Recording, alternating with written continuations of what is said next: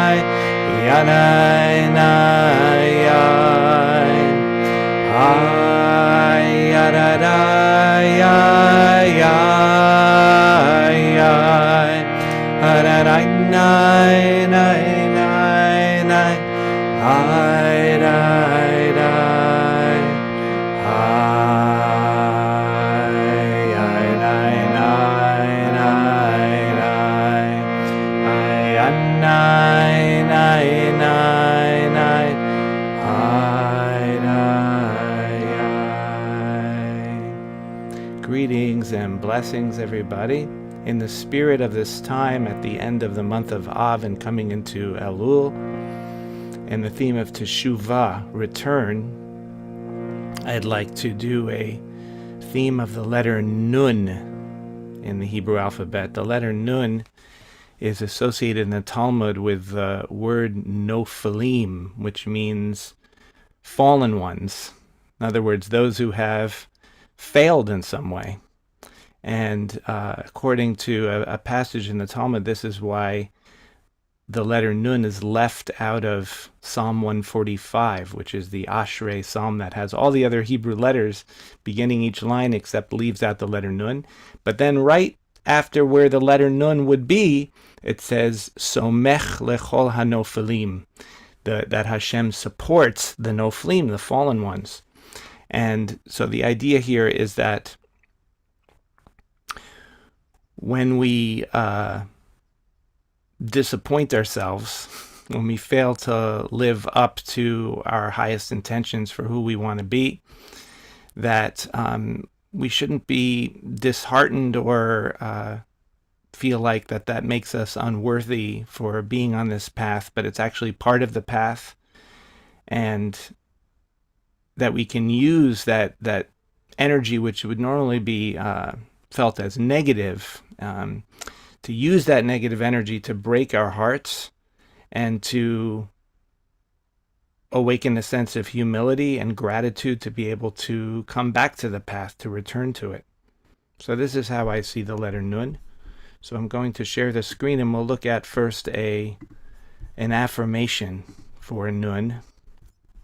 I am returning, I am faithful, I am faithfulness. Faithful meaning faithful to return to the path when we fall away. Nun for the month of Av. So we can chant together. I am returning. I am faithful. I am faithfulness. One more time. The idea in chanting these affirmations is not just to read it or hear it, but to feel the vibrations of the words in your body. That's really how we plant the seeds. As long as you can speak. I am returning. I am faithful. I am faithfulness. And our chant for the letter Nun based on a prayer from the morning blessings. Nun tachanunenu, anachnu mapilim tachanunenu. Nun tachanunenu, anachnu mapilim mapilim tachanunenu lo atzid koteinu anachnu mapilim tachanunenu lefanecha ki al rachamecha harabim. One more time, let yourself sing out in the spaces, in your own space. If you feel you're out of tune, it doesn't matter. No one can hear you. But the point is to feel the vibrations of the words. So let's sing together. Nun tachanunenu anachnu mapilim tachanunenu Nun tachanunenu anachnu mapilim tachanunenu lo atzid koteinu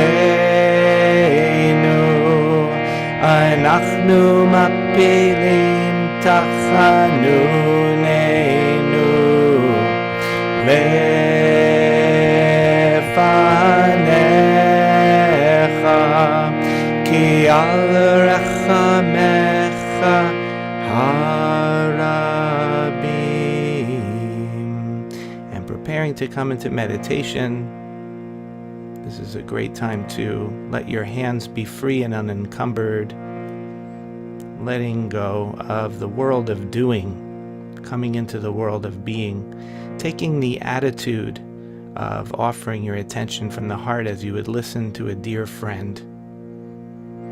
And we'll do something I call the 3 portals. The first is the portal of the heart, so bringing right hand to your heart and offering your attention from the heart, expressing with the word lecha, deep breath in, lecha.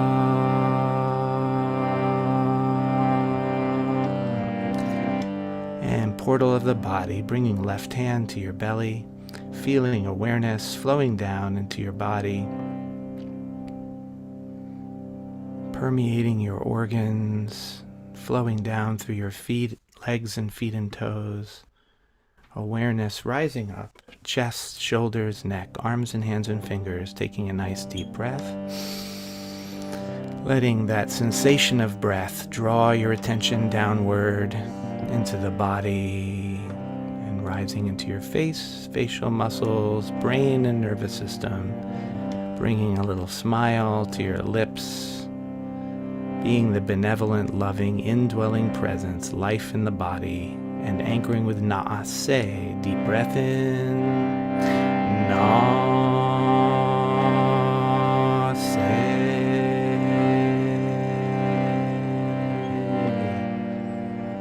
And finally, the portal of awareness itself, bringing your right hand to lightly touch your forehead as awareness expands out into the space around you, aware of the room, the objects, the sounds vibrating in the air, and bringing to mind that all of the outer world, as you perceive it, as well as the inner world of thoughts and feelings, are all arising and being felt within the field of awareness. And you are this field, vast and boundless, without boundary or border.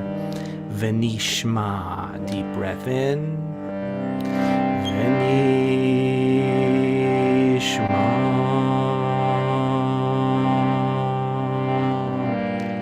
Kissing your fingers, relaxing your hands. Ribbono Shel Olam, help us to meditate deeply, to remain awake, alert, aware to all thoughts and feelings that arise, accepting them, letting them come, and letting them go, anchoring the mind in the tefillah, Atyahu, as we chant together.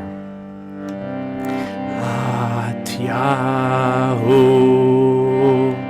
Atyahu, Atyahu, Atyahu,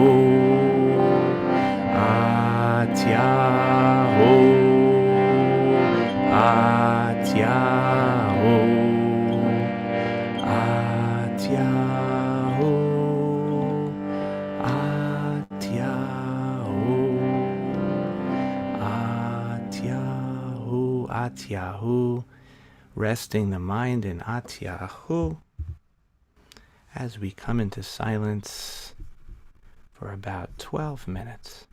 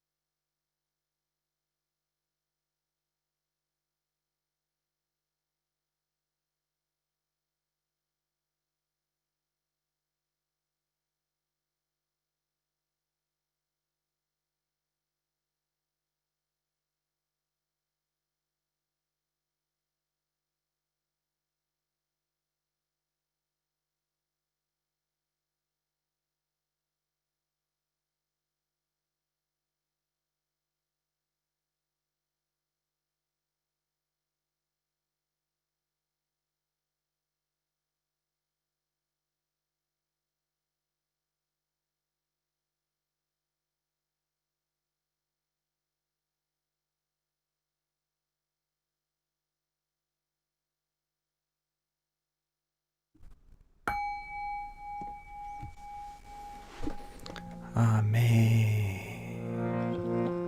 Taking a nice stretch.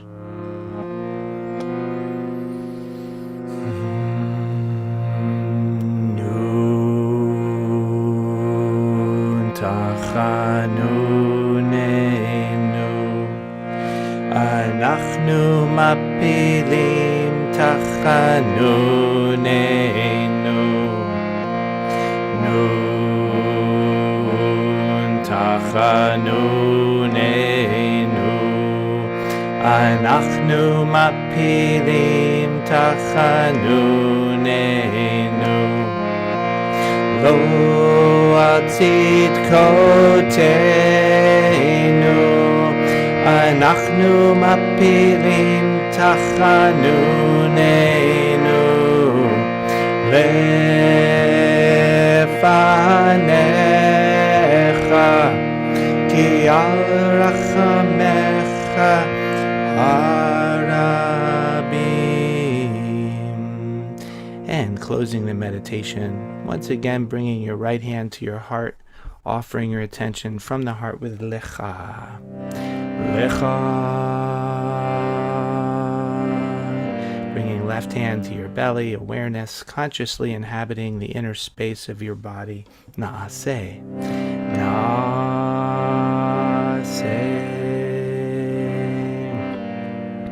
And bringing right hand to your forehead, opening to the world around you, being the vast and boundless space of awareness within which all experience comes and goes. V'nishma. V'nishma. Kissing your fingers, relaxing your hands. May we embrace the whole of life, even that which is negative and disappointing, to help us to come closer and more strongly on the path again and again in this time of teshuvah. Oseh shalom b'mromav hu ya'aseh shalom aleinu v'yakol Yisrael v'yakol yoshvei tevel v'yimru Amen.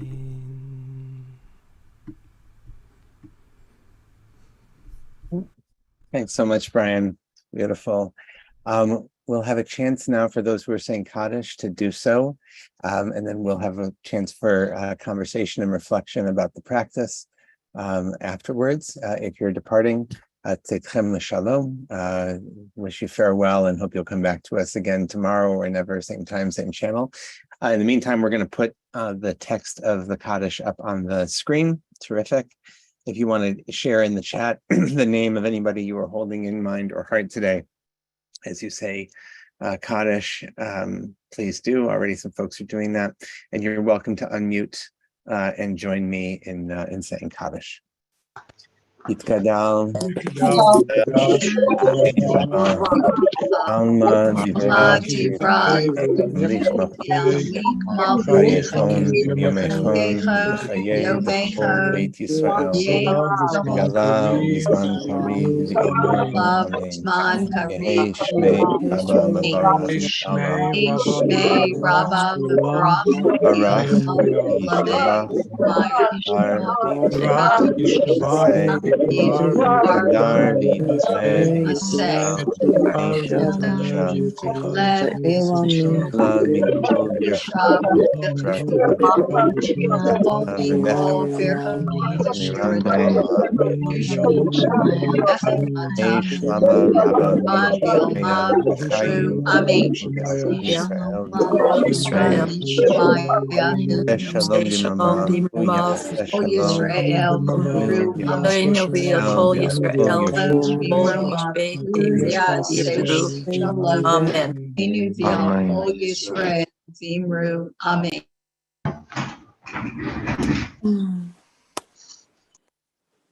Right. Wonderful. So thank you. Brian, we'll bring you back up on the screen. And thank you. As always, you take us on a journey through letters and chants, and such an opening, mind and heart opening way to experience this time. And I wonder, you were talking about nun and noflim, right, being fallen, and then connecting that with tachanunenu, the tachanunim, right? We usually translate it as like supplications, but that's a crummy translation. A heart outpouring of heart, I guess might be the way I might put it. Yeah, and I wonder if you just want to say a little bit more about sort of the in your approach, like where we are on the in the year and the letter Nun, and sort of and leading us into Elul coming out of Av. And I also want to welcome folks, in the chat. Obviously, of course, share your questions and your experience with the practice today. But Brian, if you want to open us up with that was just a question that came to me. That I find that your teaching always has like so many really rich possibilities, and so there's more questions that I always have that I want to invite you to. Oh, thanks. Good. Thank you. Yeah. Well, I take a cue from the Sefer Yetzirah, which associates 12 of the Hebrew letters with the 12 months. And it does it in such a way that didn't make too much sense to me in terms of the meanings behind the letters. So I kind of shuffled them around, and I have my own version of what letter goes with what month. So in my version, I put Nun with the month of Av. As we know, Av is the 1 month which is really commemorating grief and loss and tragedy. And it's kind of a bummer, and it's a little bit of a stereotype that Jewish people are fixated on being sad. And I think partially that was the reason for Hasidic teaching to come into being, was to correct for that in a certain sense and to emphasize joy. Nevertheless, it's kind of an ingenious and wonderful thing to say that our grief and our loss and negativity itself is actually something that we use in the path, as opposed to just saying we have to get rid of that. That's not, if we're doing that, then we've left the path. So no, it's a way of deepening if we can transmute it in some way. And so that's the way I see it. It's like a transmutation of like alchemy, inner alchemy, taking that which is there, even the most negative, and transmuting it through the power of the broken heart and prayer. So it also occurs to me also like just the term nechama, right? And of comfort. Right. Oh, I didn't think of that one. That's great. It's very central, even to the name of the month, Menachem Av, right? The month of comfort. Right. That beautiful. Following Tisha B'Av, we're in the 7 weeks, Shiva and Nechemta, we're in the 7 weeks of consolation, of comfort. And so that Nun, becomes the touchstone for the comfort that comes through, that can only come really on the other side of the brokenness. Thank you for that. I appreciate it. All right. Glad to add to that. Where we can have our own alchemy here. And Jeff mentions, right, the notion of the inner alchemy, which is beautiful. I wonder also about, and for folks who are here, like this challenge of, how we make that transmutation happen, or is that the goal, right? Or I was talking with somebody recently. I don't remember who. I've talked to a lot of people recently, and I'm losing track of the conversations. But about the notion of nechama, of comfort, and that it's not necessarily about, as you said, we're not trying to make bad things disappear. We're not trying to say they never happen, or to forget them, right? Or not to experience the pain or the sorrow that comes with them, but how we sort of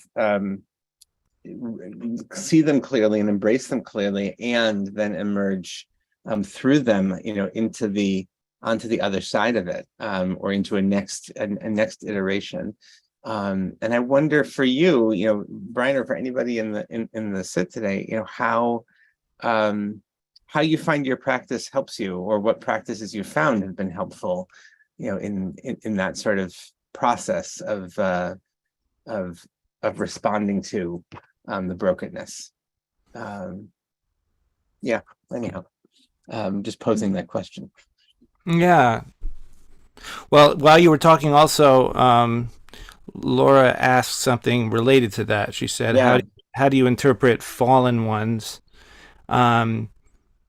So just to give the context in the Talmudic passage, it says that the fallen ones, as it is there in the Ashrei.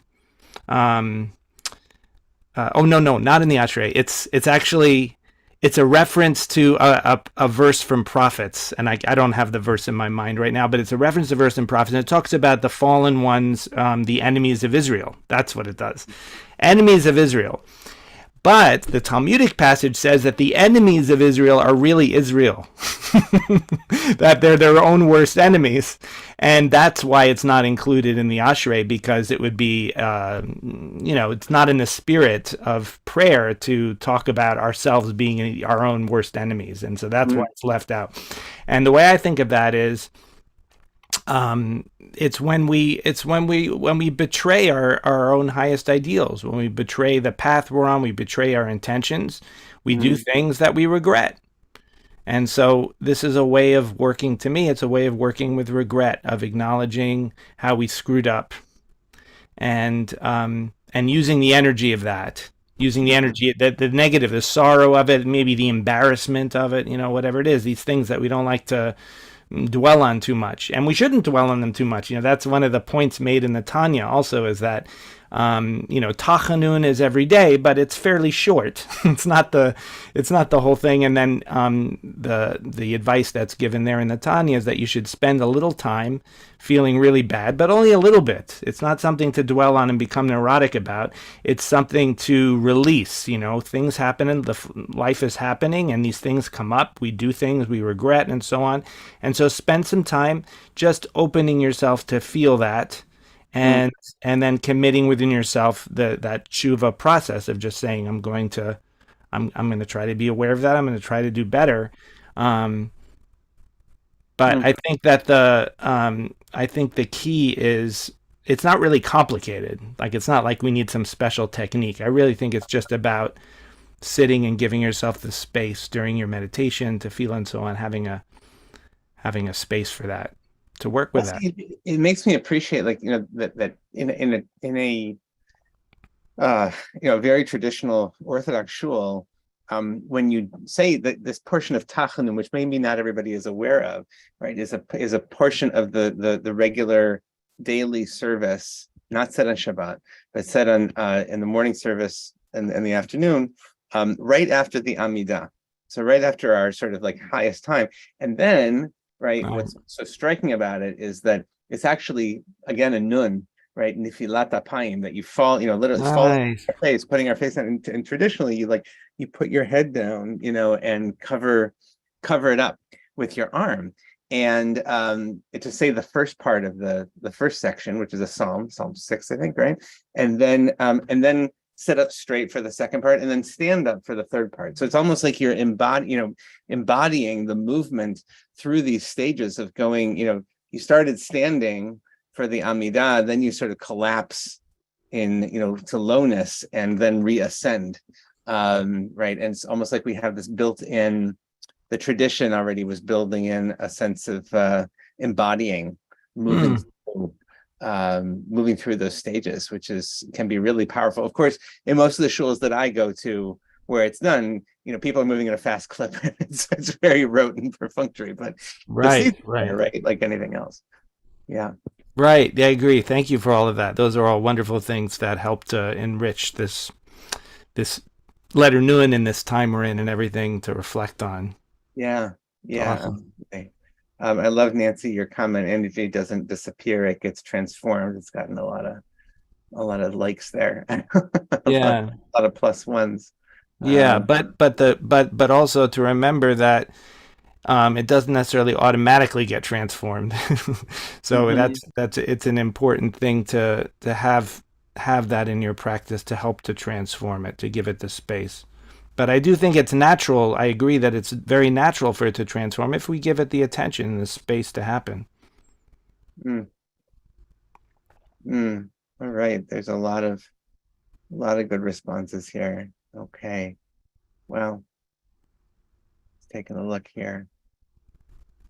There was a comment also about that. A comment / question from Vel here. It seems like being our own worst enemies is something that comes up routinely in Jewish thought.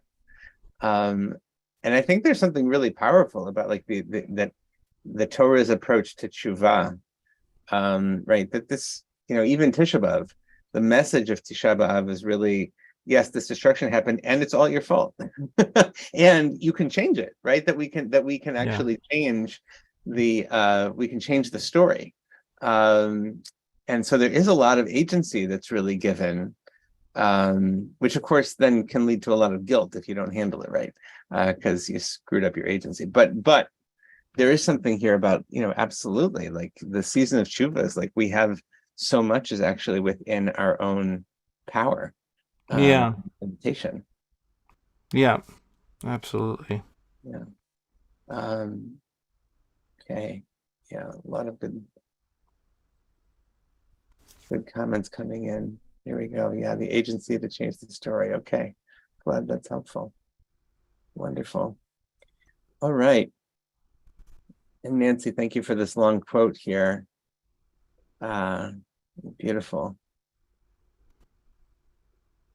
Definitely encourage everybody to download the chat if you want, right? And I just want to say I see Beryl's comment that says, I appreciate your suggestion, attempt that, but I've not been able to do it. yeah. One of the things that's, how